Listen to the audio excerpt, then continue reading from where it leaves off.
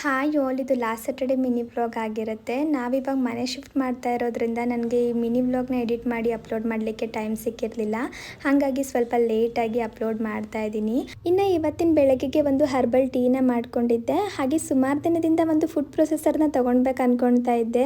ಯಾಕಂದರೆ ನಾನು ಅಡುಗೆಗೆ ಸ್ವಲ್ಪ ತರಕಾರಿನ ಜಾಸ್ತಿ ಬಳಸ್ಕೊಳ್ಳೋದ್ರಿಂದ ಬೆಳಗಿನ ಟೈಮಲ್ಲಿ ತರಕಾರಿ ಕಟ್ ಮಾಡಲಿಕ್ಕೆ ಟೈಮ್ ಹೋಗ್ಬಿಡೋದು. ಹಾಗಾಗಿ ಒಂದು ಫುಡ್ ಪ್ರೊಸೆಸರ್ನ ತೊಗೊಂಡ್ರೆ ಚಪಾತಿ ಹಿಟ್ಟನ್ನ ನಾದ್ಕೊಳ್ಳಿಕ್ಕೆ ಹಾಗೆ ತರಕಾರಿ ಕಟ್ ಮಾಡ್ಕೊಳ್ಳಿಕ್ಕೆಲ್ಲ ಈಸಿ ಆಗುತ್ತೆ ಅಂತ ಹೇಳಿ ಆರ್ಡರ್ ಮಾಡಿದ್ದೆ. ಅದು ಕೂಡ ಇವತ್ತು ಬಂದಿದೆ. ಹಾಗೆ ಇದು ಚೆನ್ನಾಗಿದೆಯಾ ಚೆನ್ನಾಗಿಲ್ವಾ ಅಂತ ಚೆಕ್ ಮಾಡ್ಲಿಕ್ಕೋಸ್ಕರ ಇವತ್ತು ವೆಜಿಟೇಬಲ್ ಹಾಕಿ ಪರೋಟಾನ ಮಾಡ್ಕೊಂಡಿದ್ರೆ ಅದ್ರ ಜೊತೆಗೆ ಸ್ವಲ್ಪ ಬೆಳ್ಳುಳ್ಳಿ ಚಟ್ನಿ ಕೂಡ ಮಾಡಿದ್ದೆ.